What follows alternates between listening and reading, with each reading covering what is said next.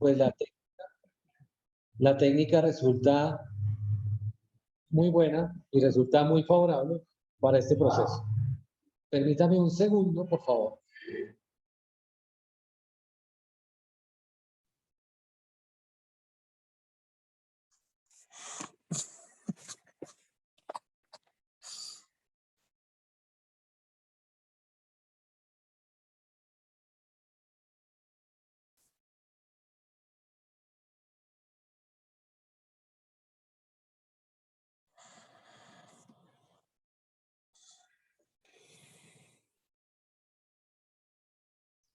Bien, aquí ustedes ven algunos ejemplos. No, al principio, cuando uno está aplicando la técnica, a veces no es fácil hacer la interpretación de las imágenes, pero al lado izquierdo, debajo del título, aparece un tren de válvulas reguladoras de presión en una línea de gas, de un gasoducto grande, y en la parte derecha aparece un acople mecánico con una caja mecánica, y por otro lado aparece un motor eléctrico. Básicamente son algunos ejemplos de imágenes térmicas o termográficas analizadas a través de la técnica de termografía industrial. Bien, en cuanto a aplicaciones industriales, perdón, permítame un segundo, por favor.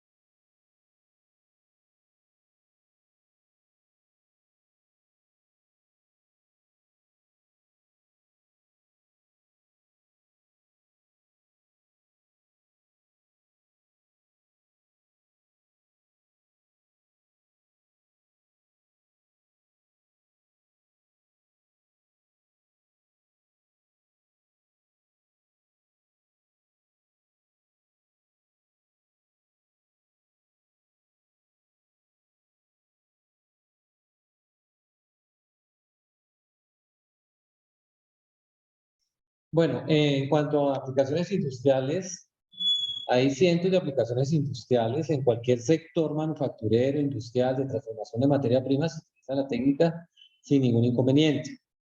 Ahora más adelante vamos a ver cuál es el único requisito para que un cuerpo emita radiación, y como cualquier cuerpo emite radiación bajo una condición de termodinámica básica, entonces la técnica es válida para cualquier tipo de medición. Aquí hay algunos ejemplos. El primer ejemplo de estos está en la parte superior. Esta es una línea de gas natural en la que estamos evaluando una posible fuga de gas. La fuga de gas en este caso tiene un efecto refrigerante sobre la tubería. Ustedes saben que los gases, así sean combustibles, también tienen efectos refrigerantes, y obviamente un cambio de temperatura en la superficie es un indicador de una posible fuga de gas. En la parte inferior encuentran un motor eléctrico común y corriente. Al motor eléctrico revisamos el rodamiento, revisamos el sistema de acople, el embobinado y también su acometida eléctrica. De tal manera que prácticamente toda la estructura del motor pues se puede evaluar por la técnica y se determina si está operando correctamente o no. En la parte superior de la mitad encontramos un tren de válvulas. Esta es una válvula reguladora de presión, y aquí lo que estamos evaluando es si la regulación de presión está en forma correcta a través de la termodinámica básica. Como es una línea de vapor, sabemos que la presión, a cada presión le corresponde una única temperatura en cuestión de vapor saturado, y en este caso lo que vamos a considerar acá es la operación correcta de la válvula, determinando si la presión en la descarga corresponde con la temperatura específica para esa presión. En la última esquina encontramos un horno. Eso es un horno de alta velocidad de 1 tonelada aproximadamente. En ese horno estamos evaluando el estado del aislamiento térmico y en la parte posterior las pérdidas de energía a través de los gases de escape en la chimenea. Observan apenas la línea de temperatura está en 117 grados Celsius como valor máximo, pero ese es en el inicio de la operación. Ese horno trabaja por 8 horas diarias y es un horno que alcanza los 1200 grados Celsius de temperatura, de tal manera que cuando llegue a los 1200, después de las 8 horas de operación, pues la termografía cambia sustancialmente. En la parte inferior del centro encontramos una aplicación, en este caso, este es un motor diésel que está acoplado a un generador eléctrico para suministrar energía a un edificio muy particular. En este caso, tuvimos un inconveniente porque el motor se recalentaba y no podía suministrar energía suficiente al generador eléctrico y eso trae unas consecuencias muy delicadas en cuanto a pólizas y en cuanto a cumplimiento de suministro de energía eléctrica a ese edificio. Entonces, finalmente, después de una evaluación exhaustiva, nos encontramos que la falla, en ese caso, estaba en el sistema de refrigeración del motor y, por tanto, entró en un proceso de garantía. Desafortunadamente, de esos motores en Colombia solo habían 8 vendidos y las piezas había que fabricarlas directamente en Estados Unidos, aquí no se conseguían, y bueno, eso generó unos problemas legales bastante delicados, pero pues por fortuna lo más importante es que se encontró la falla y se pudo corregir, obviamente con una inversión bastante considerable de dinero.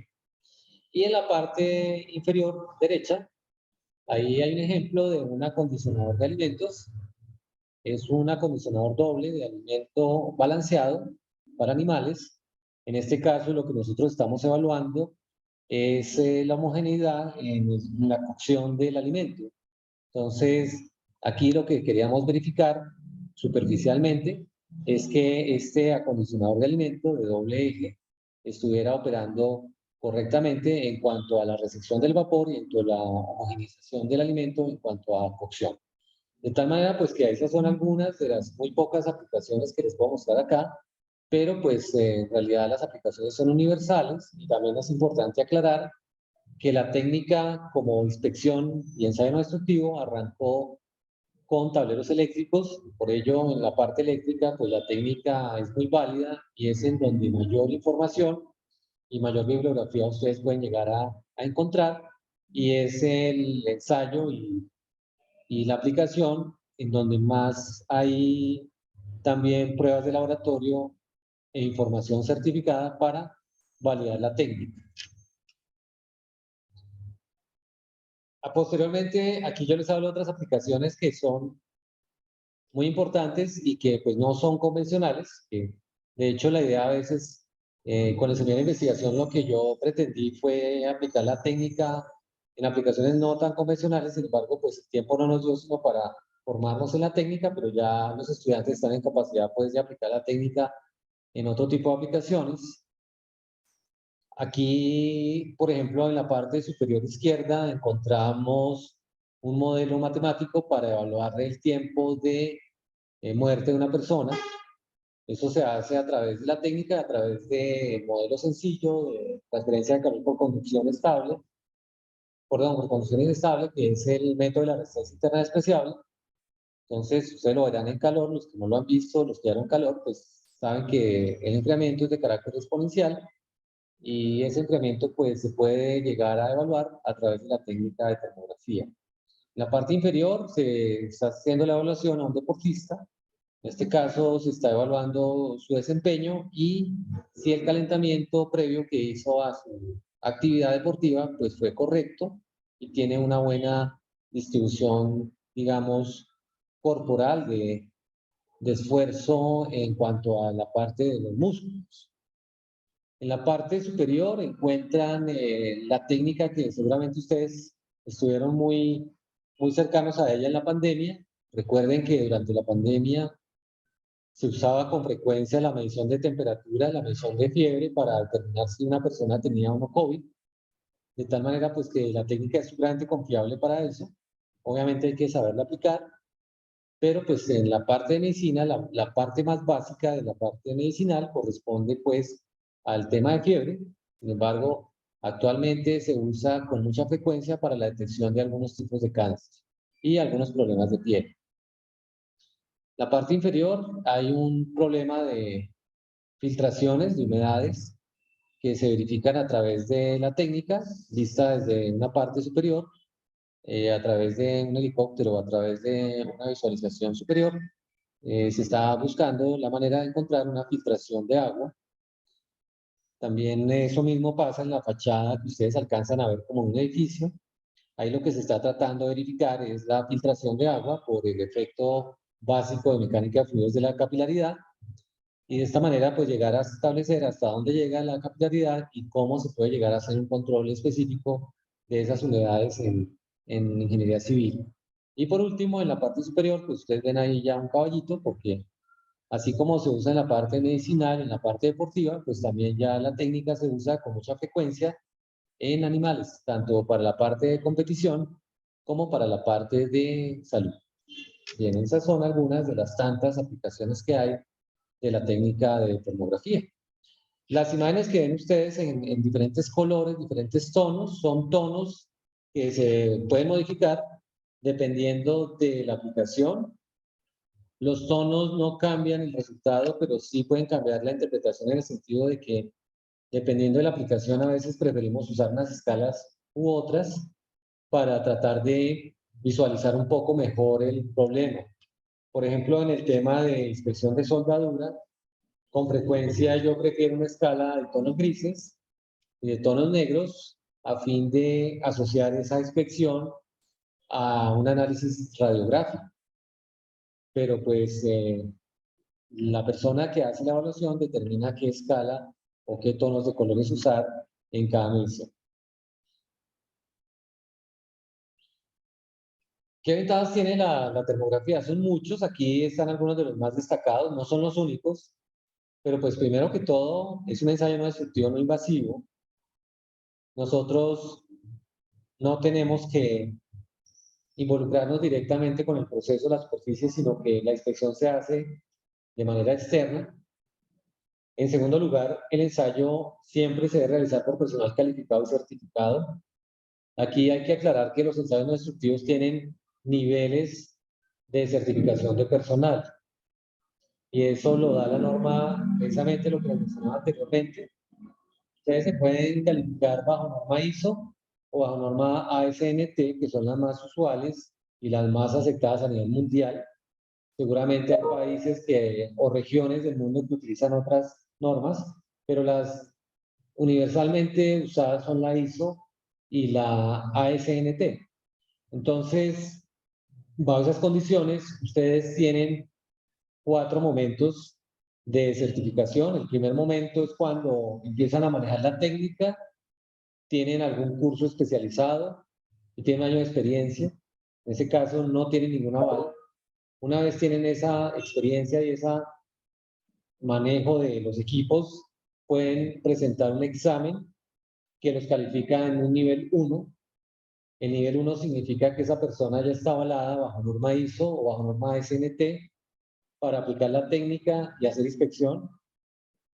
Posteriormente, después de 3 años aproximadamente de aplicar la técnica y ser nivel 1, puede aspirar a ser calificado nivel 2.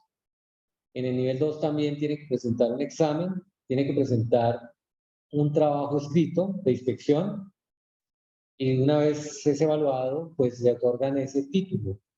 Bajo esas condiciones, la persona no solo tiene la posibilidad de hacer el ensayo, sino que también tiene la posibilidad de hacer diagnóstico y firmar un informe para presentar técnicamente alguna dificultad, algún problema que se presente durante la inspección. Entonces, el nivel 2 ya está avalado para hacer un diagnóstico específico, y posteriormente, después de un tiempo, ese nivel 2 puede presentar un nuevo examen, un nuevo curso, un nuevo trabajo para calificarse nivel 3. En el nivel 3, esa persona tiene la capacidad de hacer lo mismo en el nivel 1 y el nivel 2, pero está avalado para calificar y evaluar precisamente al nivel 1 y nivel 2. Esas son las diferencias pues de estados en cuanto a una persona. que realice ensayos. Todos los ensayos no destructivos tienen esos 3 niveles. De tal manera que tengan presente que cuando ustedes usen la técnica y vayan a hacer diagnóstico, necesariamente ya tienen que estar en un nivel 2 o en un nivel 3. Ya si es solamente para hacer una inspección básica, pues pueden hacerlo en un nivel 1 o seguir trabajando, ganando experiencia para aspirar a presentar alguna de esas evaluaciones. Por otro lado, el ensayo es bastante seguro. Ustedes, como no están en contacto directamente con ningún equipo, con ningún elemento, entonces pues no tienen ningún problema. No tienen realmente, el riesgo es muy bajo. De hecho, por ejemplo, nosotros hemos hecho ensayos para detección de minas antipersonales con minas antipersonales directamente. Hemos estado expuestos a fuentes de altísima temperatura, por encima de los 1500 grados Celsius de temperatura y demás. Y pues la ventaja es que no tenemos que estar directamente sobre la superficie para hacer la inspección. Obviamente que las cámaras tienen unas especificaciones técnicas que nos van a permitir cierta distancia. Entre mayor sea la especificación de la cámara, pues mayor va a ser la distancia que podemos llegar a tener. Hay cámaras que perfectamente nos permiten una distancia hasta de 3 kilómetros de distancia hasta el punto de medición, lo que hace que el ensayo sea absolutamente seguro.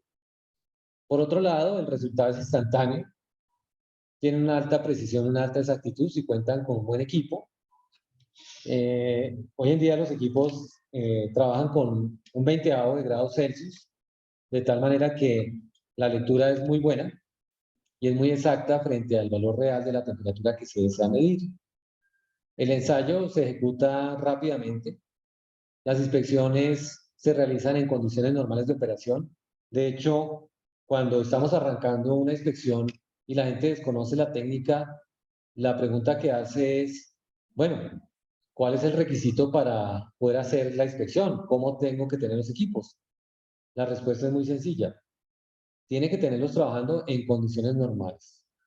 ¿Sí? Usted no tiene que hacer absolutamente nada. Lo único es que obviamente más adelante les diré que hay que preparar una superficie en caso de que lo amerite, pero las condiciones de operación deben ser exactamente normales porque nosotros no vamos a entrometernos directamente en el proceso. El diagnóstico es muy oportuno porque si se presenta una falla grave, por ejemplo, nosotros hemos logrado prever algunos incendios delicados en tableros eléctricos, entonces se puede hablar inmediatamente para que se corrija la falla. Y por otro lado, la ventaja de esta técnica es que se puede complementar con otras. Entonces, en algunos casos hemos logrado complementar la termografía con radiografía, con vibraciones, con ultrasonido, y los resultados pues son muy afines, pero también son complementarios. Entonces, estas son algunas de las ventajas que ustedes pueden llegar a tener cuando usan la técnica de termografía correctamente. ¿Hasta aquí vamos bien?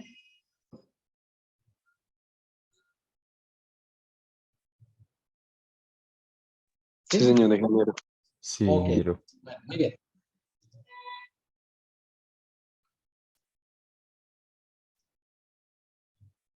Bien, entonces, para hablar de la técnica, necesariamente nos toca hablar un poquito de transferencia de calor. Yo sé que algunos de ustedes ya la vieron, nosotros la están viendo y algunos de ustedes no la han visto, pero pues realmente es una materia muy bonita y espero que les guste y que les agrade porque caso contrario, la aplicación de la técnica no les va a llamar mucho la atención, porque acá hay que tener los conceptos muy claros de transferencia de calor y aparte de eso, no solo para la aplicación de la técnica, sino para el análisis de resultados. Entonces, muchas veces, en cuanto a análisis de resultados específicos, nosotros tenemos que hacer cálculos de transferencia de calor por conducción, por convección y por radiación, y a su vez calcular la convección y la radiación de manera simultánea. De tal manera, pues que vamos a recordarnos un poco, o los que no lo han visto, pues aclararles un poco de qué se trata cada uno. Básicamente, la transferencia de calor tiene 3 mecanismos. El primero es la conducción. Cada uno tiene una ley que explica esa transferencia de calor. En el caso de la conducción, es la ley de Fourier. La ley de Fourier tiene unos elementos fundamentales. El primero de ellos es la conductividad térmica y es la facilidad que tienen los cuerpos de transmitir calor. Generalmente, los buenos conductores de electricidad son buenos conductores de calor. Entonces, un metal es un buen conductor de calor. Y esa transferencia de calor pues es proporcional a esa propiedad. La conducción se caracteriza porque ocurre entre sólidos, entre materiales sólidos, y aparte de la conductividad, que es esta K que aparece aquí en la fórmula, pues es proporcional al área. Obviamente, entre mayor área haya de contacto entre las dos superficies, mayor va a ser esa transferencia de calor, y obviamente que la transferencia de calor es proporcional a esa diferencia de temperaturas. Entre mayor sea la diferencia de temperatura entre las dos superficies, mayor transferencia de calor va a ocurrir. Y es inversamente proporcional al espesor de contacto entre las dos superficies. Entonces, aquí hay una placa plana muy sencilla. Si existe transferencia de calor y está ocurriendo de izquierda a derecha, es porque la placa por el lado izquierdo tiene una mayor temperatura que por el lado derecho y el calor fluye de izquierda a derecha proporcional al área, y esa placa pues tiene una propiedad que es la conductividad térmica. Un ejemplo muy sencillo es cuando ustedes ponen una cuchara en una olla caliente y se les olvidó, cogieron la cuchara y obviamente se quemaron la mano. ¿Por qué se quemaron la mano? Porque la olla le transmitió el calor a la cuchara metálica y esa cuchara metálica pues les transmite el calor a ustedes a través de su piel. Obviamente, entre mayor contacto hayan tenido con la cuchara, pues más se van a quemar y más van a sentir el pinchazo. Y obviamente, entre más fría tengan la mano, pues va a ser más la transferencia de calor y por tanto se van a quemar más porque esa diferencia de temperatura es más alta. ¿Bien? Entonces, esa básicamente es la transferencia de calor por conducción y obedece a la ley de Fourier. El segundo mecanismo de transferencia de calor es el de convección. La convección obedece a la ley de enfriamiento de Newton. La convección es el mecanismo de transferencia de calor más nuevo que existe, más o menos por allá por los años 40 del siglo anterior. Se trabajó en ella y pues ya se estableció ciertos principios, que es el de enfriamiento de Newton. Y al igual que la conducción, pues obedece a unas características específicas. Básicamente sigue siendo proporcional a una diferencia de temperaturas, a un área, y a un H que llamamos coeficiente de convección, que ustedes ven ahí. ¿Qué ocurre con la convección? A diferencia de la conducción, que es directamente entre materiales sólidos, la convección ocurre es entre fluidos. Y la diferencia de calor, la transferencia de calor de un fluido, ocurre es porque hay una diferencia de densidades entre el mismo fluido. Entonces, por ejemplo, una forma muy sencilla de explicar la convección es cuando ustedes salían tarde para el colegio y les servía a su mamá el chocolate muy caliente. Yo creo que a todos nos pasó, ¿no? Entonces, rápidamente, habían varias posibilidades. Una era coger esa taza de chocolate en un plato amplio, un plato de sopa, e inmediatamente empezar a agitarlo. Ahí lo que están ustedes haciendo es aumentando el área de transferencia de calor, porque pasan de un pocillo pequeño a un área muy grande, que es el área del plato, aumentan el área de transferencia de calor de ese fluido, y por otro lado, al agitarlo, esa agitación corresponde al coeficiente de convección. Entre más rápido lo agiten, mayor es la diferencia de densidad entre ese mismo fluido y más rápidamente se va a enfriar. Y por último, entre mayor sea la diferencia entre la temperatura superficial de ese mismo fluido y la temperatura ambiente, pues más, asimismo, pues vamos a lograr más rápidamente el enfriamiento de ese chocolate. Existen dos tipos de convección. Una convección en la natural, que es cuando ocurre cuando el aire o cuando el fluido se enfría o cambia de densidad naturalmente. En el tema, por ejemplo, básico de aire acondicionado, ustedes saben que el aire caliente sube y el aire frío baja, porque por diferencia de densidad, el aire más pesado pues se va hacia la parte inferior y el aire más caliente y más liviano va hacia la parte superior. Ese es un intercambio de convección natural y todos los días lo vivimos en cualquier espacio en donde estemos nosotros ubicados. Siempre hay una transferencia de calor convección permanente, y es que el fluido frío que entra en la parte inferior sustituye al fluido caliente que empieza a ascender.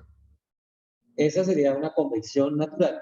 Mientras que la convección forzada, en el ejemplo que les doy del chocolate caliente, si ustedes agitan ese fluido con una cuchara, ya están usando un elemento mecánico adicional y entonces ahí es cuando llamamos convección forzada o convección mecánica. Si, por ejemplo, ese intercambio de aire lo hacemos a través de un ventilador, el ventilador aporta una energía y ya corresponde a un cambio de densidad por convección mecánica o por convección forzada. ¿Bien? ¿Hasta ahí vamos?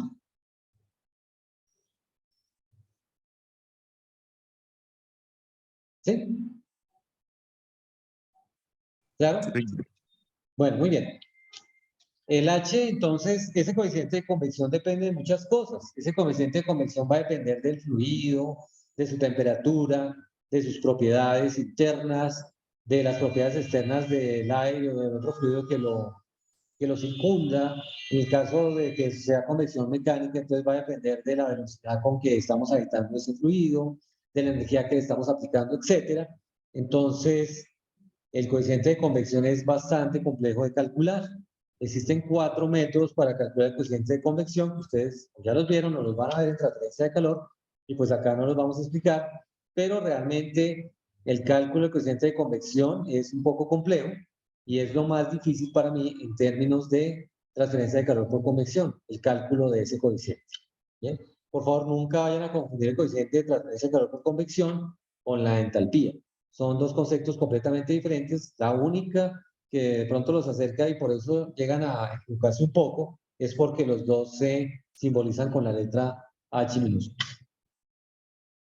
Y por último, que es el mecanismo de transferencia de calor que nos convoca hoy aquí a esta sencilla conferencia, es la ley de Stefan Boltzmann, que es la transferencia de calor por radiación. Se llama la ley de Stefan Boltzmann porque resulta que por allá en el siglo XVIII, Stefan hizo unos experimentos y Boltzmann hizo unas ecuaciones teóricas. Y por cosas de la vida, ambos se encontraron en un Congreso Internacional de Física y los dos llegaron a la misma conclusión. Por eso es que se llama la ley de Stefan Boltzmann, que es la ley que aplica a un cuerpo negro. En la parte superior encuentran la ecuación básica de Stefan Boltzmann para un cuerpo negro. Básicamente menciona que la transferencia de calor es igual a una propiedad que se llama admisividad por un área, por la constante de Stefan Boltzmann, que es la que está ahí, 5,67 por 10 a la menos 8 vatios por metro cuadrado Kelvin a la 4, por una temperatura a la 4. ¿Qué dice el mecanismo de transferencia de calor por radiación? El mecanismo de transferencia de calor por radiación dice que todos los cuerpos emiten radiación térmica. Solamente hay un requisito para que ellos emitan. El único requisito es que estén por encima de los 0 grados de temperatura absoluta. ¿Alguien sabe cuáles son los 0 grados de temperatura absoluta? 0 Kelvin. 0 Kelvin, muy bien. O sea que todos los cuerpos emiten energía por encima de los menos 273,16 grados Celsius. De tal manera que por eso la ventaja de la técnica de termografía infrarroja, porque cualquier cuerpo que esté por encima de los menos 273 grados Celsius emite radiación, y si emite radiación podemos capturarla a través de la técnica de termografía. Permítame un segundo, por favor.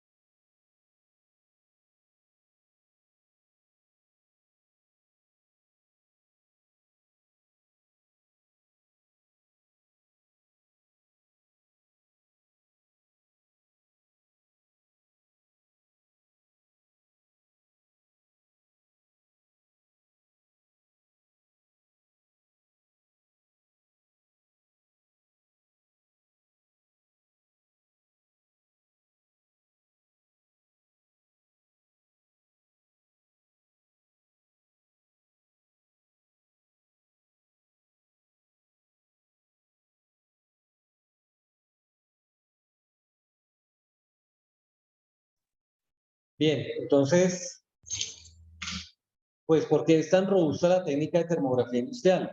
Por eso mismo, porque todos los cuerpos emiten radiación. Si todos los cuerpos emiten radiación, pues todos los cuerpos los podemos revisar.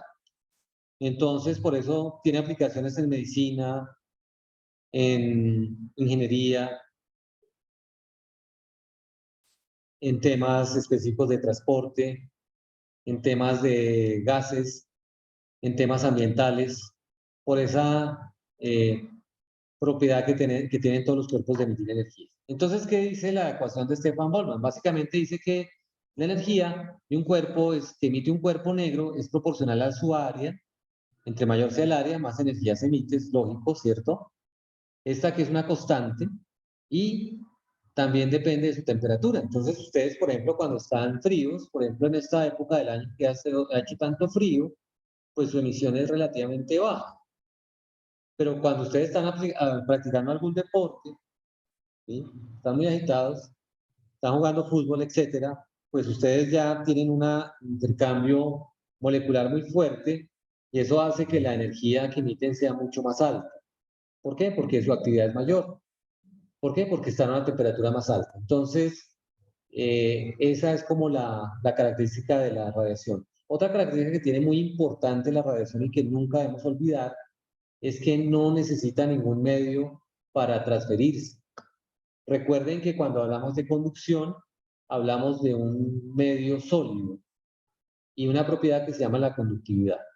Cuando hablamos de convección, hablamos de un cambio de densidad en un fluido. Entonces hay un fluido de por medio que es el que transmite la energía o el calor, mientras que la radiación no necesita ningún medio para emitirse. ¿Sí? Por eso es que en el espacio todos los planetas, las estrellas, los satélites y demás emiten radiación y esa nos llega y es la que capturamos finalmente en los telescopios para hacer la visualización de lo que están emitiendo, porque pues no necesitan ningún medio de transferencia. Por otro lado, la constante, si se dan cuenta y se analiza un poquito, significa que nosotros por cada grado de temperatura Kelvin que tengamos, ¿cierto? Vamos a emitir 5,67 por 10 a la menos 8 vatios por cada metro cuadrado. Entonces, si nuestra superficie, si nuestra piel mide un metro cuadrado, entonces por cada Kelvin que tengamos, estaríamos emitiendo 5,67 por 10 a la menos 8 vatios. ¿Qué es un cuerpo negro? El cuerpo negro es un cuerpo que no existe, pero es un referente para la transferencia de calor. Por tanto, significa que el cuerpo negro es el máximo emisor. De tal manera que un cuerpo negro, aunque no existe, sí sirve para compararlo. Si yo me comparo con un cuerpo negro, ese cuerpo negro es el que más energía emitiría a la temperatura mía y a la forma y área mía. O también es aquel cuerpo que recibe la máxima energía emitida de todo lado, teniendo esas características. Entonces, aunque no existe, es un referente importante porque yo puedo saber qué tan cerca o qué tan lejos estoy de esa condición de cuerpo negro. Pues aunque es ideal, es muy bueno para analizar la transferencia de calor por radiación. Esta figura que ven en la parte central es una figura de la energía emitida por cuerpos negros. Aquí se dan cuenta, el área bajo la curva básicamente es la energía que se emite y entre mayor temperatura tenga el cuerpo, pues más energía puede llegar a emitir. Básicamente esa es la explicación de esa figura. Hay una linecita que no se alcanza a ver aquí imaginaria, pero también más adelante la veremos en la siguiente figura, y es que entre mayor temperatura tenga el cuerpo, más energía emite, pero también el punto de máxima potencia se va desplazando un poquito a la izquierda. Bien. Acá pues vemos precisamente esa condición de desplazamiento. En este caso, esta línea, la primera línea, que es la de menos energía, de 4000 Kelvin, tiene una emisión en 724 nanómetros. Cuando está a 5000 Kelvin, la energía emitida máxima está en 580 nanómetros y cuando está a 6000 Kelvin, la energía emitida es a 483 nanómetros. Eso se llama la ley de desplazamiento de Wien, o Wien, y corresponde a este valor, muy sencillo, simplemente el lambda pico por la temperatura absoluta es igual a 2.898 metros Kelvin. en este caso sería nanómetros por Kelvin, y a partir de la temperatura que tenga el cuerpo podemos saber en dónde está el pico más alto, y a partir de ese pico más alto podemos llegar a determinar si nuestra cámara termográfica está en ese rango de operación o no, y qué puede llegar a capturar o no.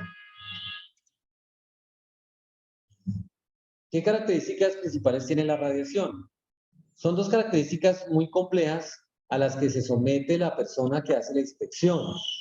Por eso es que, aunque la técnica se ve sencilla, por eso es que tiene 3 niveles de formación, y aparte de eso, pues debe haber una experiencia previa antes de presentar esas evaluaciones.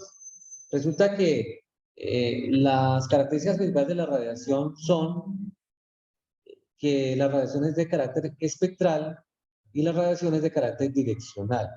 ¿Qué significa la radiación espectral? Espectral significa que los cuerpos emiten en diferentes longitudes de onda. Cuando ustedes están emitiendo en este momento energía, porque ya sabemos que todos emitimos energía, ustedes no pueden decir, voy a emitir energía a 3 micras, o a 5 micras, o a 2 micras, sino que esa energía que se emite es de tipo espectral. Por eso es que estas curvas son espectrales, las anteriores. ¿Sí ven? Toda esta energía que el cuerpo emite corresponde a diferentes longitudes de onda. Lo mismo acá. Estas son longitudes de onda y cada cuerpo emite a diferentes longitudes de onda. Entonces, lo que captura la cámara termográfica es algo de ese espectro, algo. ¿Qué? Pues lo que corresponde al ancho de banda en el que está fabricada la cámara, que corresponde a una partecita del espectro que emite el cuerpo. ¿Bien? Obviamente sabemos que aquí también en la figura, que la zona en donde está el máximo pico de emisión es donde más o menos se emite buena parte de la energía, ¿sí? Esa también es una característica importante que hay que revisar. Que tan pronto tengan el pico, lado izquierdo y lado derecho, buena porción de la energía se emite cercana a ese pico máximo. Sin embargo, ningún cuerpo, a menos que sea específico y diseñado para eso, va a emitir solamente a una longitud de onda especial. Por tanto, es de carácter espectral, y por tanto lo que nosotros hacemos cuando la cámara mide es tomar una captura de ese espectro en una longitud de onda a la que está fabricada la cámara. Y el otro problema grave de la radiación es que todos los cuerpos emiten en diferentes direcciones, ¿sí?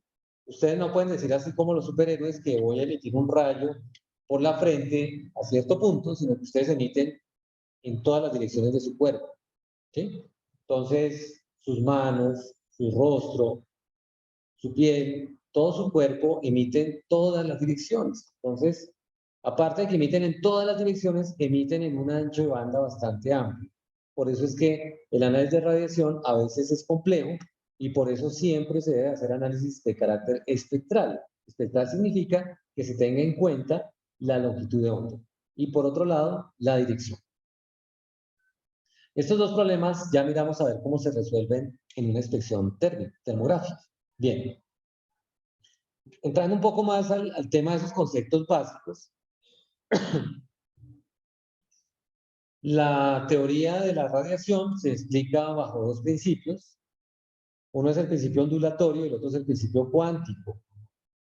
El principio ondulatorio es el que se usa clásicamente en la física, que es en el que se menciona que la energía térmica y la energía electromagnética se emite a través de ondas electromagnéticas, y que esas ondas electromagnéticas tienen un ancho de banda, y que ese ancho de banda determina unas propiedades de esas ondas electromagnéticas o de esa energía. Entonces aquí está, por ejemplo, ese espectro en temas de micras, en longitudes de onda, y por ejemplo vemos, los primeros son los rayos gamma, que tienen un ancho de banda muy pequeñito.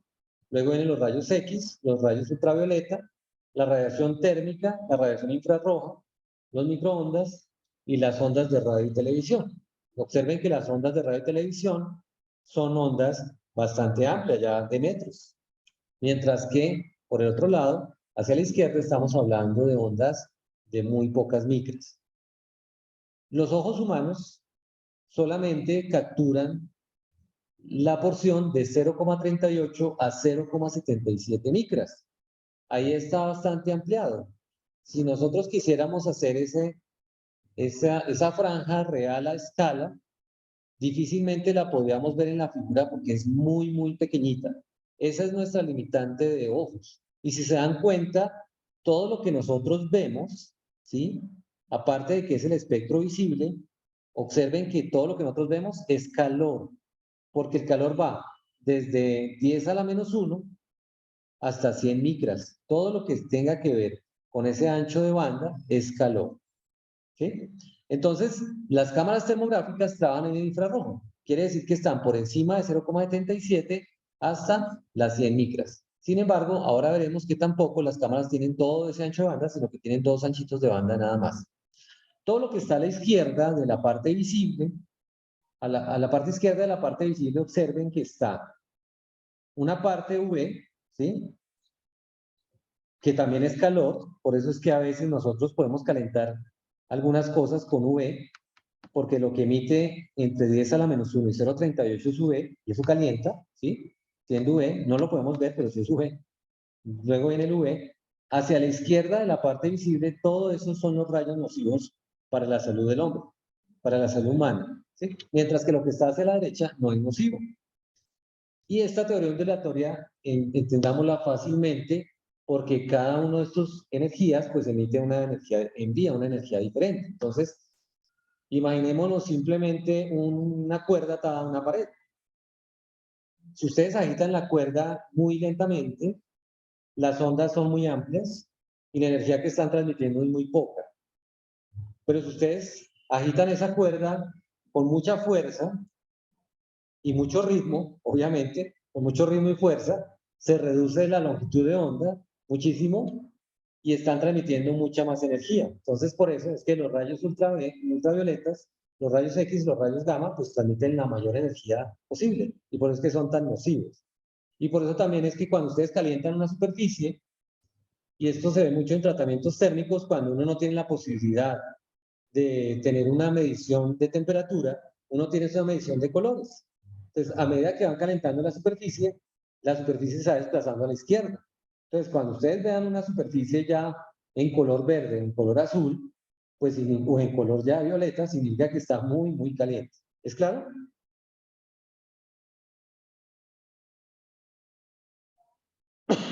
Sí, señor. Bueno, y por otro lado, la teoría cuántica es una teoría en la que se manifiesta que no manejamos ondas electromagnéticas, sino que son cuantos.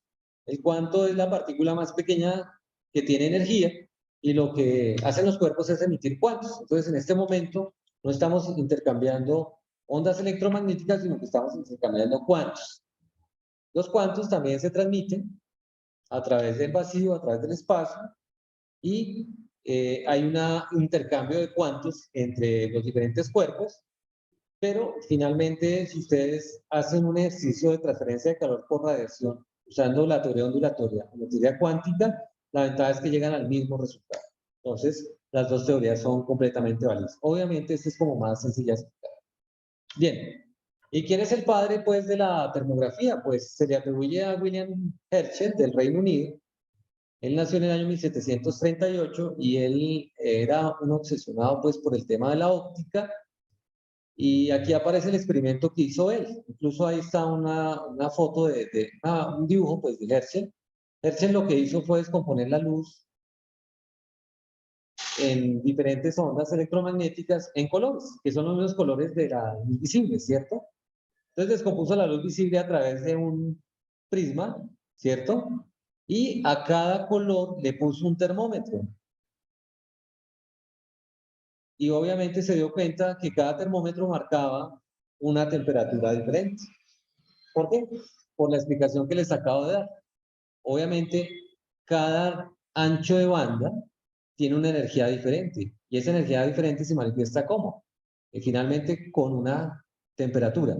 Por tanto, cada espectro, cada ancho de banda tiene una temperatura distinta, y eso fue lo que él encontró. Entonces se dio cuenta que la radiación se emite de forma espectral, ¿sí? Aparte que se emite en todas las direcciones, también es espectral, y que cada espectro tiene una energía o un aporte diferente. ¿Bien? Bueno, Entonces, aquí, pues, en esta figura, lo que encontramos ya después de ver ese concepto básico de radiación es que cuando incide la radiación sobre una superficie, parte de esa radiación se refleja, parte de la radiación se absorbe y parte se transmite. Esto ocurre generalmente en todos los materiales. Hay unos materiales especiales que depende de su aplicación, permiten reflejar alguna radiación, absorber otra y transmitir otra, pero digamos los cuerpos normales generalmente recibimos algo de radiación, la reflejamos y parte la absorbemos. Cuando ustedes tienen mucho frío y hay por ahí una lucecita de sol, salen a tomar el sol, absorben parte de ese sol, parte lo reflejan y también parte lo llegan a transmitir. Este es un principio que se utiliza con frecuencia, por ejemplo, en los invernaderos. ¿Sí? Cuando hay un invernadero, el plástico del invernadero tiene unas condiciones especiales. El plástico, por ejemplo, permite que solamente entren los rayos que son favorables para el crecimiento de las plantas. Los rayos que no resultan favorables, porque de pronto tienen una energía muy alta y no le favorecen porque pueden llegar a quemar, por ejemplo, las flores que están al interior, esos rayos los reflejan y solamente permiten pasar los que le sirven a las maticas, ¿sí? Y esas maticas absorben eso y también parte lo reflejan, parte lo transmiten, pero ese plástico, por ejemplo, tiene como una especie de filtro, ¿bien? Y ya al lado izquierdo es el reto que tenemos nosotros los termógrafos para hacer una medición correcta de termografía. ¿El reto en qué consiste? El reto consiste en que ustedes cuando miden una superficie, independiente de su condición, esa superficie tiene una absorción de energía, ¿sí?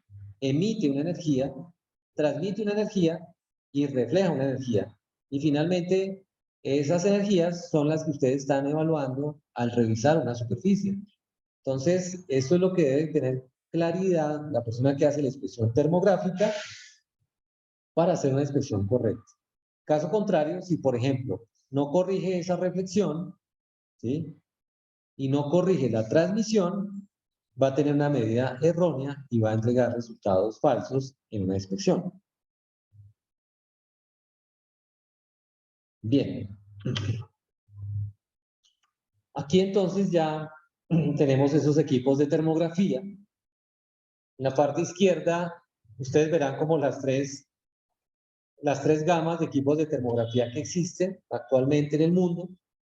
Los primeros son los equipos más sencillos, que se acoplan a un celular o se acoplan a un reloj para hacer una inspección. Son equipos de bajas prestaciones. Están los equipos semiprofesionales, que son las cámaras que ustedes observan acá, junto al del celular, y en la parte inferior están los equipos ya de carácter profesional, que son muchísimo más robustos. Con los tres se puede hacer una inspección correcta. Lo que pasa es que tienen unas limitaciones, de tal manera que dependiendo de la aplicación, se tendrá que utilizar uno u otro, ¿sí? Lo importante es que la cámara o el equipo que tengan de medición tenga la posibilidad de tener una escala de temperatura. Hay cámaras termográficas que no entregan escalas de temperatura. Esos equipos son los equipos que se usan para inspección y monitoreo. Son las famosas cámaras de seguridad termográficas. Ellas no necesitan la escala de temperatura porque simplemente lo que hacen es detectar la presencia de alguna persona desconocida o algún elemento desconocido en alguna zona y para ello no necesitan medir su temperatura. Mientras que ya para nosotros hacer inspección en ingeniería necesariamente necesitamos un equipo que tenga escala de temperatura.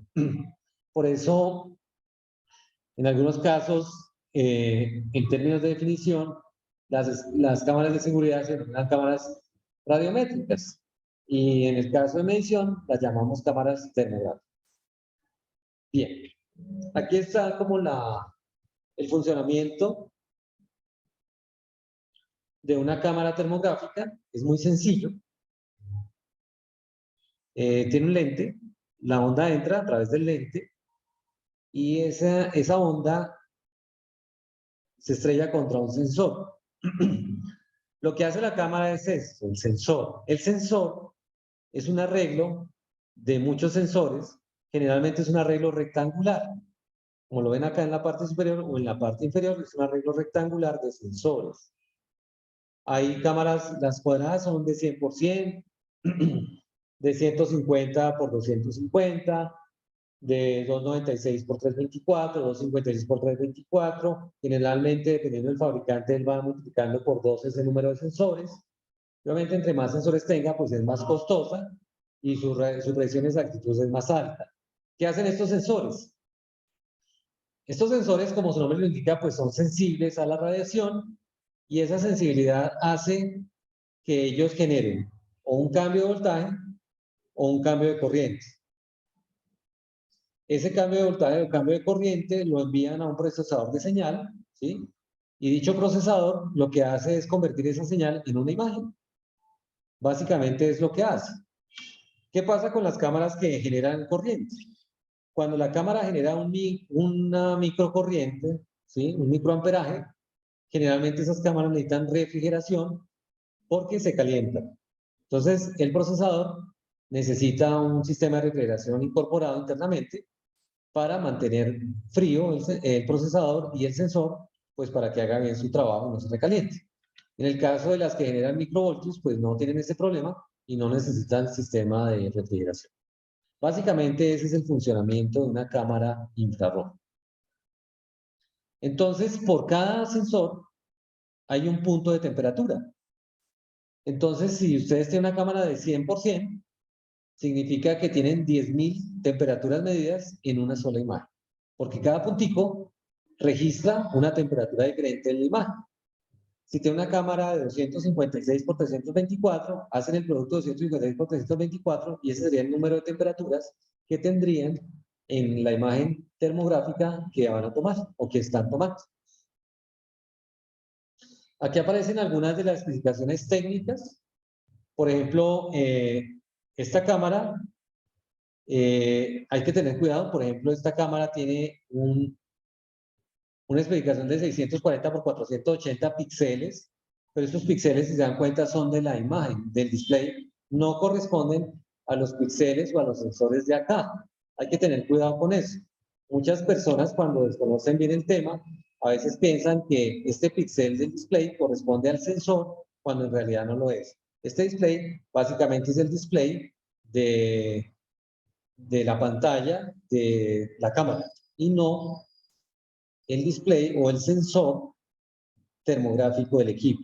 Lo que pasa es que ambos se mencionan en términos de píxeles. Y bueno, aquí hay unas características importantes, básicamente los rangos de temperatura que trabaja la cámara y por ejemplo acá vamos a ver una especificación técnica sencilla de un equipo de estos. Entonces aquí aparece por ejemplo el precio, aparece algunas de las explicaciones técnicas, las mediciones que le aplican, algunos otros de los equipos. Bueno, hay cientos de equipos, cientos de aplicaciones, cientos de precios también, ¿sí? Aparecen unas especificaciones muy técnicas en cuanto a los lentes, que pues obviamente aquí no lo podemos especificar tanto, pero es importante tenerlos en cuenta. Estas son la serie E, que son equipos bastante buenos. Obviamente hay muchas marcas, yo aquí me referencio con Fleet porque Fleet es la marca con la que nosotros trabajamos. Y por ejemplo acá observen este video sencillo, en donde se ven algunas de las aplicaciones. Obviamente aquí, en este video se ve que es muy simple y realmente sí es simple, pero obviamente hay que tener unas condiciones especiales para hacer bien la medición y para que corresponda realmente a lo que van a hacer. Si lo está, lo van a ver. No, señor, y no se ve. No, el video no se está observando, ingeniero.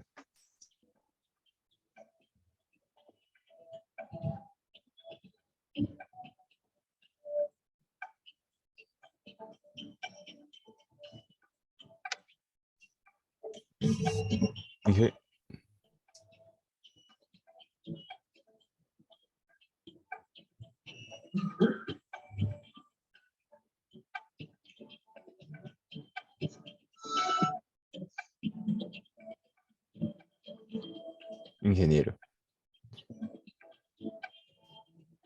Ingeniero.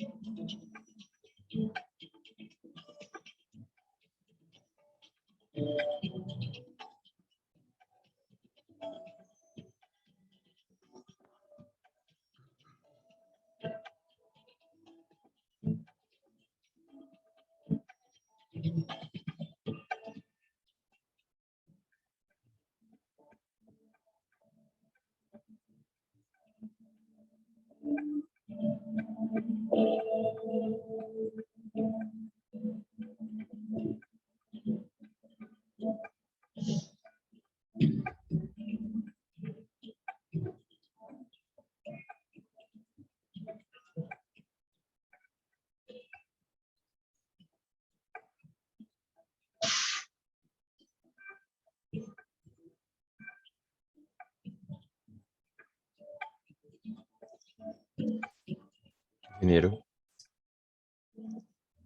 Ah. ¿No vieron el video, no es cierto? Hasta ahora. No, señor. Al parecer, de pronto, ¿No? nada más estás compartiendo la presentación, la ventana de la presentación. Ay, qué pena. Yo feliz viendo el video, pero ahorita ya les comparto el video. Perdón, qué pena.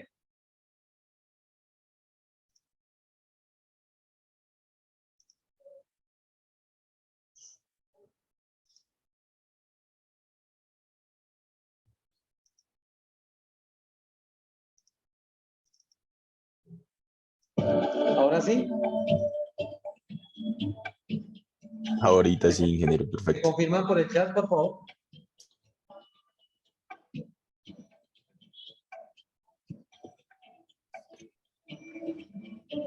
Ahora sí se está viendo.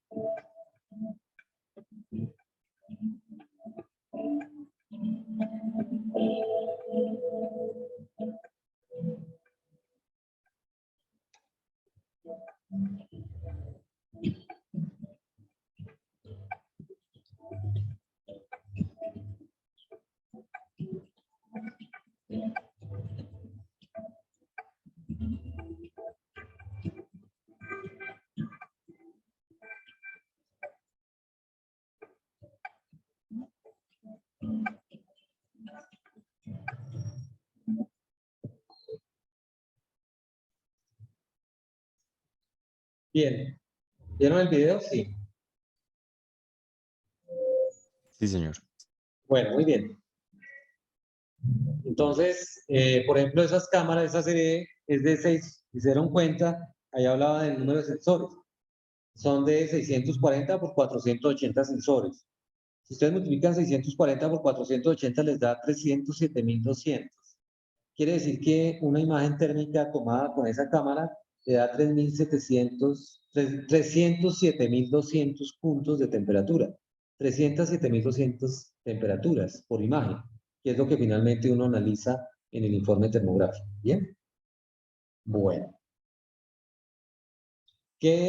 ¿Cómo se hace una medición? Básicamente, para hacer la medición, nosotros debemos tener en cuenta tres cositas. Los parámetros que se definen. Hay unos parámetros que son de la cámara, que hay que definir muy bien. Por ejemplo, la propiedad de la emisividad, que de pronto todavía no lo hemos explicado bien, que es la propiedad más importante de la radiación. La distancia al objeto, las características del objeto, la humedad relativa del lugar, la temperatura reflejada, la temperatura atmosférica y otras condiciones que son muy importantes para poder medir correctamente. Y pues obviamente esos elementos se deben ajustar con la cámara. En cuanto a la medición, pues hay que tener en cuenta el ajuste óptico, realizar bien la captura y hacer la calibración correspondiente de la cámara. Y por último, pues hay un informe y ese informe tiene unos criterios y dependiendo de lo que ustedes consideren, si hacen diagnóstico, pues tendrán que entregar una aprobación o un rechazo a lo que están midiendo. Me voy a volver un poquito aquí. Ah, bueno, no, aquí está. ¿Cuáles son las consideraciones más importantes? La emisividad, es la propiedad fundamental. Entonces, nos vamos a volver un poquitico acá a la ecuación de radiación. En un cuerpo negro, la emisividad es 1. La emisividad va entre 0 y 1, o entre 0% y 100%.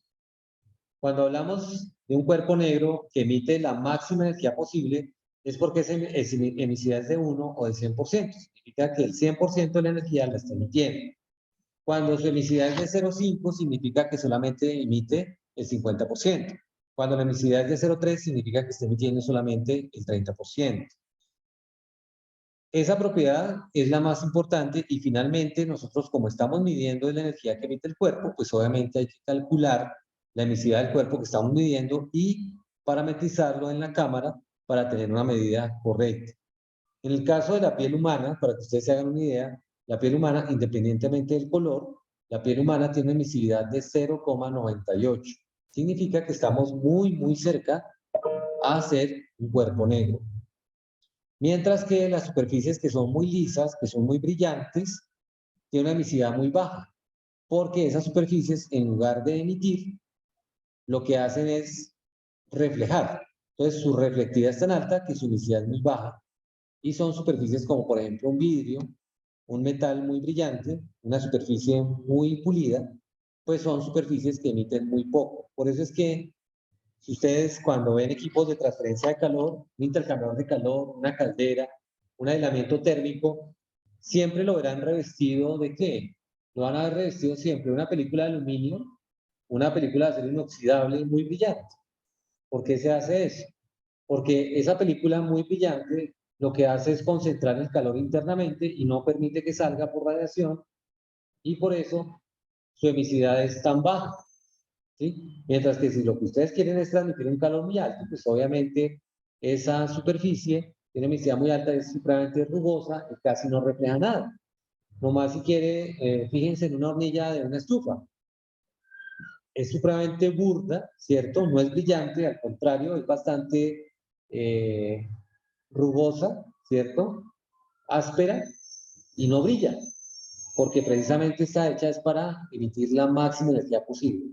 Una hornilla de esas, obviamente, si fuera cuerpo negro, estaría muy cercano también a un valor de 1. Mientras que las superficies brillantes, que son el efecto contrario, pues son emisividades por debajo de 0,5. Ahora bien, en términos prácticos, cuando una persona trabaja en termografía y va a evaluar una superficie que esté por debajo de 0,5, es mejor usar otra técnica o cambiar la superficie de tal manera que podamos hacer la medición. Entonces, muchas veces podemos aplicar una pintura mate o aplicar un tratamiento superficial para volver esa superficie rugosa, cambiar su emisividad y poder hacer la evaluación. Entonces, importantísima la emisividad, aunque se puede cambiar en el software, lo mejor es definirla de una vez durante la medición. Hay que definir esos parámetros de operación que ya les mencioné. El tamaño del objeto a evaluar es importante porque eso define la calidad de cámara a usar. No es lo mismo, imagínense ustedes que van a medir una torre de alta tensión y de la torre de alta tensión le van a medir uno de los elementos que sostiene las cuerdas de alta tensión, ¿sí? Entonces, imagínense ustedes que el elemento más importante mide 5 centímetros y ustedes no pueden subirse a la torre a medir ese elemento, sino que lo tienen que hacer desde el suelo. Y si la torre mide 30 metros de altura, su cámara tiene que estar en capacidad de medir una distancia de 5 centímetros a 30 metros de distancia. Y no solo medir, sino también tomar la temperatura. De tal manera que ese tamaño del objeto a evaluar se convierte en uno de los parámetros más importantes para poder definir qué cámara le sirve. Por otro lado, los reflejos, como les mencionaba anteriormente, son nocivos porque si las superficies son muy reflectivas, ustedes lo que están midiendo es el reflejo de esa superficie y no lo que realmente está emitiendo.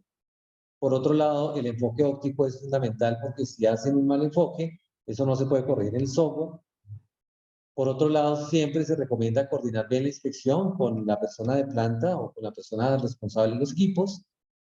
El periodo de inspección es fundamental. Ustedes no pueden hacer una inspección y entregar un informe a los 20 días. Aquí no es como el caso de las evaluaciones de los parciales que dicen al profe que más bien en 8 días o que más bien el trabajo no se lo debe para este corte, sino para el segundo corte. El informe se tiene que entregar casi que de forma inmediata, máximo 5 días hábiles, máximo, porque ¿qué sucede? Resulta que pueden haber cambios en la superficie, cambios de operación, cambios de funcionamiento dentro del proceso, y entonces lo que ustedes ya van a entregar no va a ser útil para evaluar lo que están evaluando. Y por último, pues ya saben que se pueden combinar con otras técnicas de una muy buena manera. Por ejemplo, en el caso de tableros eléctricos, nosotros siempre combinamos la técnica, al menos con una pinza amperimétrica o con un analizador de fases, porque pues tenemos en la vida indirecta, en vivo indirecto, el consumo de corriente eléctrica y por otro lado, la emisión térmica de esta tablero eléctrico. Aunque hay muchos criterios, ya para terminar la presentación, existen muchos criterios dependiendo del equipo que van a medir, muchas especificaciones. Hay criterios para equipos mecánicos, hay criterios para componentes eléctricos, hay criterios para componentes electrónicos, hay criterios para equipos específicos, bombas, turbinas, tuberías, aislamientos térmicos y demás. Pues aquí les voy a dar un ejemplo de unos criterios para tableros eléctricos. Estos criterios son los más exigentes y sin embargo, pues no son los únicos. De hecho, no hay ninguna norma que nos obligue a usar un criterio tal, sino que el cliente o el director de mantenimiento de la empresa determina qué criterio usar. De pronto también internamente hay algunas empresas, bueno, aquí en Colombia no, pero hay algunas compañías multinacionales que en lugar de usar esos criterios, ellos tienen sus propios criterios para tableros.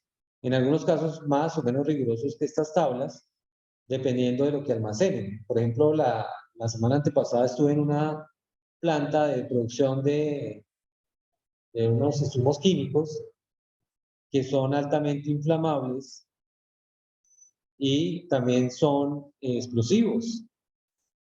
De tal manera que ahí el criterio de tableros eléctricos es muy delicado porque cualquier chispa o cualquier alta temperatura puede generar la conflagración inmediata o la explosión de alguno de esos elementos. Bien, entonces, por ejemplo, la norma neta, que es la primera de la tabla, la norma neta es la norma de técnicos electricistas de los Estados Unidos y esta norma habla de prioridades y tiene en cuenta diferencias de temperatura entre componentes similares con la misma carga y diferencia de temperatura con respecto al aire ambiente y basado en ello determina una acción, siendo la prioridad 4 la menos compleja y siendo la prioridad 1 la más importante, que es de carácter urgente. Entonces, si se dan cuenta, por ejemplo, una prioridad 4 significa que la diferencia de temperatura entre componentes similares es de 1 a 3 grados Celsius y la diferencia con respecto a la temperatura ambiente está entre 1 y 10 grados Celsius. Ahí puede haber alguna falla, puede, y pues ahí vale la pena hacer una investigación por temas de garantías.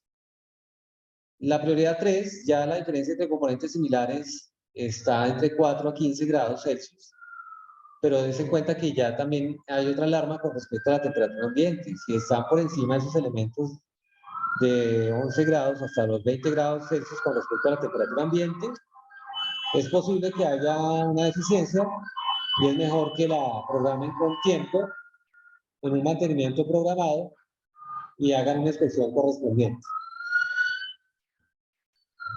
La prioridad 2, si se dan cuenta, no importa la diferencia entre componentes similares. Lo que es relevante en la prioridad 2 es que esos elementos estén por encima de los 21 grados de temperatura hasta los 40 grados con respecto a la temperatura ambiente y en ese caso puede funcionar todavía el equipo del elemento eléctrico, pero mientras lo arreglan, lo que se recomienda es que lo estén monitoreando permanentemente porque no se sabe, en cualquier momento puede fallar o puede generar algo peor. Y cuando la diferencia entre componentes similares es superior a 15 grados y la diferencia de temperatura ambiente es mayor a 40, pues ahí inmediatamente no hay que esperar a entregar el informe a los 5 días o a los 3 días. En este caso, inmediatamente hay que decirle al cliente, aquí hay un problema serio, puede presentarse una conflagración, un incendio, una explosión, entonces por favor inmediatamente reparemos.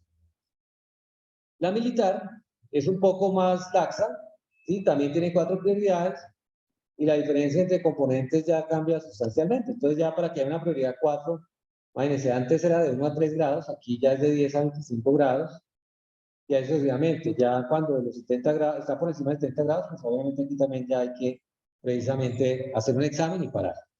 Entonces, estos son algunos criterios normativos que nos permiten determinar si un componente está bien o mal. Pero pues también, si se dan cuenta, aquí hay un problema, y es que tenemos, la única manera de poder aplicar esta técnica es que haya componentes similares, pero si no hay un componente similar, pues ya estas tablas no sirven, porque si usted solamente tiene un transformador, solamente tiene un breaker o un variador de velocidad, pues aquí ya no puede básicamente utilizar estas tablas, ¿sí? Pero entonces hay otros criterios. Aquí hay un ejemplo de otros criterios, que es el que sigue. Entonces, este criterio es un criterio de medición, pero pues bajo carga, y en este caso no solamente, no hay un comparativo entre elementos similares, sino aquí nos toca medir. Entonces, necesariamente, por eso es que yo les digo que en la parte eléctrica es bueno contar con una pinza o con un analizador de fases. Se toma la carga medida, se establece la carga nominal del componente, se determina cuál es la temperatura nominal o el aumento de temperatura que ese componente permite, se hace este cálculo, se le suma la temperatura ambiente y esa sería la máxima temperatura permitida de ese componente. ¿Qué ventaja tiene, por ejemplo, esta ecuación? Esta ecuación tiene la ventaja que que está en función de la carga medida. Porque es común, yo siempre me encuentro con esto, por ejemplo, miren, los cables eléctricos generalmente que se usan en la industria aguantan hasta 90 grados Celsius, ¿sí? Entonces el fabricante dice, este cable es de 75 amperios a 90 grados Celsius. Entonces hacen una termografía y resulta que el cable está a 30 grados Celsius. Entonces la persona que desconoce estas técnicas, estos criterios, simplemente va a decir, ah, ingeniero, está perfecto, porque mi cable aguanta hasta 90 grados Celsius y este está en 30. Pero yo le puedo decir en el informe, qué pena con usted, pero el cable está por encima de la temperatura permitida. ¿Y por qué? Porque resulta que los 90 grados Celsius es cuando esté a 75 amperios. Pero con esta ecuación, yo puedo calcular cuál es la temperatura, cuál es el amperaje máximo para que esa temperatura, por ejemplo, puede que el amperaje que yo esté midiendo en ese momento sea 20 amperios. Y a 20 amperios la temperatura máxima sea 25 grados y no 30. Entonces significa que ahí hay un problema. ¿Y el problema cuál es? El problema fue que se seleccionó mal el cable. Entonces, a pesar de que no está llegando a los 90 grados Celsius de temperatura, ¿cierto? El cable está mal dimensionado porque con 25 amperios debería estar, bueno, con 30 amperios o bueno, lo que sea, con la medición que sea, debería estar por debajo de los 30 grados Celsius y está por encima de los 30. Bien, entonces, todos estos criterios pues se aprenden con la experiencia, se aprenden también con las normas y obviamente pues también hay algunos criterios específicos para cada equipo. Entonces, si ustedes van a medir acoples, si van a medir cajas mecánicas, si van a medir compresores, todos los elementos mecánicos, todos los elementos eléctricos, todo tiene unos criterios y todo se debe evaluar detenidamente, pues a través de la técnica. Entonces, en resumen, pues esa era como la presentación que les quería hacer de las técnicas de termografía aplicada a la industria, que es un mundo de posibilidades extraordinario y a partir del cual ustedes pueden desarrollar una carrera profesional bien interesante, porque no solo sirve para hacer inspección y hacer mantenimiento programado, preventivo y de pronto de alguna manera predictivo, sino que y bajo condición de operación, sino que también en un momento dado pueden desarrollar proyectos de investigación bien interesantes porque pueden auscultar muchas cosas a través de la técnica. Entonces, pues básicamente eso es como el resumen de la técnica y esperamos pues que este semestre podamos volver a abrir el semillerito de investigación en esa área para que ustedes pues obviamente tengan la posibilidad de aprender un poco más acerca de este tema. No sé si tengan alguna pregunta al respecto. Muchas gracias. Oh, muchas gracias a usted. Sí, vamos a dar un espacio pequeñito para las preguntas porque estamos un poquito cogidos del tiempo, entonces no sé si tenga el habla alguna pregunta para el decano. Yo tengo una pregunta. Sí, señor. Un segundo. Sí, Estos sistemas, estas máquinas de termografía podrían ser válidas para analizar eh, la efectividad de un calentador. sí, sí, nosotros medimos eficiencias. Depende del concepto de eficiencia que se quiera medir. Pero, por ejemplo, te voy a dar un caso. Nosotros tenemos un protocolo para medir compresores de tornillo para industria. El compresor de tornillo en el compresor de tornillo viene incorporado el sistema de refrigeración de aire, porque cuando él comprime, inmediatamente pues ese aire sale muy caliente. El aire pasa a través de un intercambiador de calor que está incorporado en el equipo y podemos determinar la eficiencia de ese intercambiador de calor de una manera muy sencilla. Lo que nosotros medimos es la temperatura de entrada del aire y la temperatura de salida. Y dependiendo de la condición de temperatura de entrada y salida, aplicamos el modelo de eficiencia para determinar el desempeño y la eficiencia de ese equipo. Entonces, perfectamente lo hacemos. Vale, sí.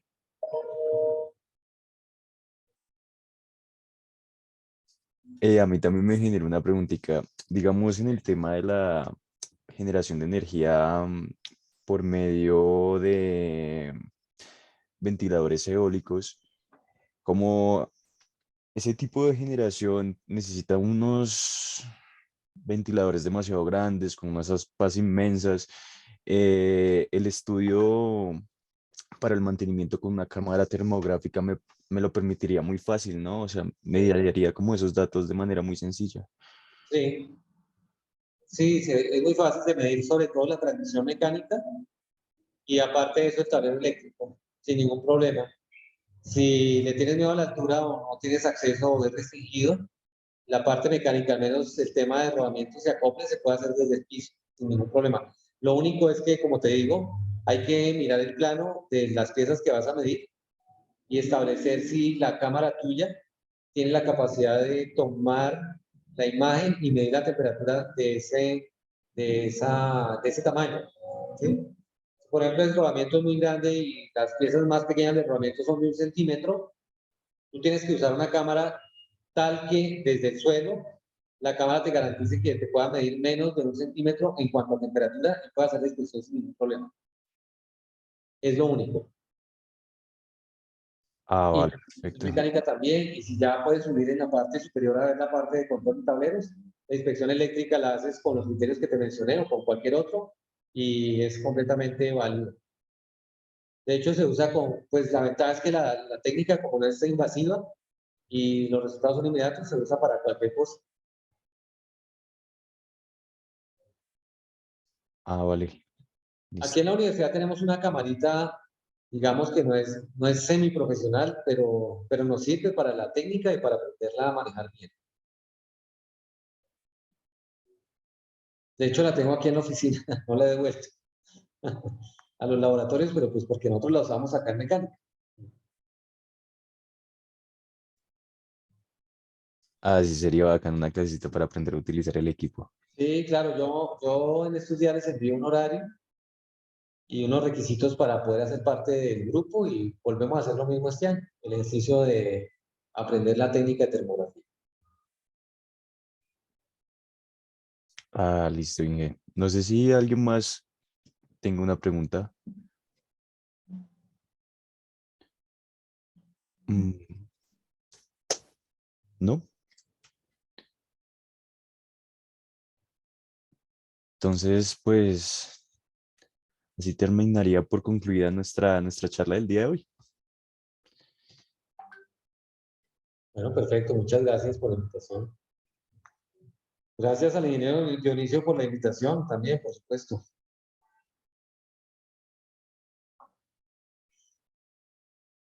Bueno, está por allá perdido.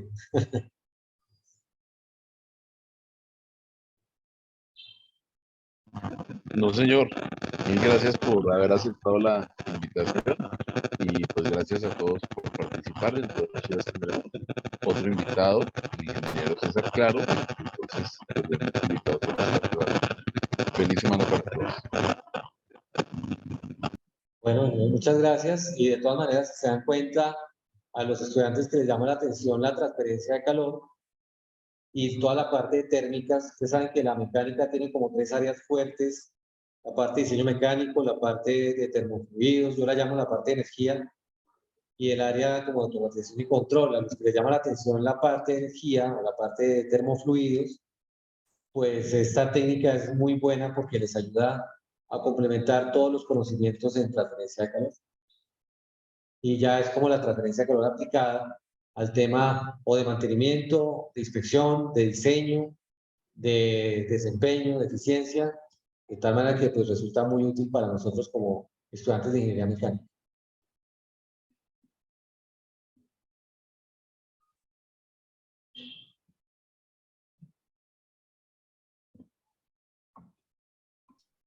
Listo, ingeniero. De todas maneras, muchas gracias por tu asistencia y te agradecemos la explicación, y a todos los que asistieron hoy también les agradecemos, y eso sería todo. Bueno, muchísimas gracias, muy amables. Los invitamos a la próxima conferencia del martes. Todavía no está definido el invitado, pero ya va a ser presencial, y ya mañana les comparto los sitios en donde vamos a hacer las conferencias de este semestre. Muy amables. Muchas gracias. Vale, hasta Gracias. luego. Buenas tardes.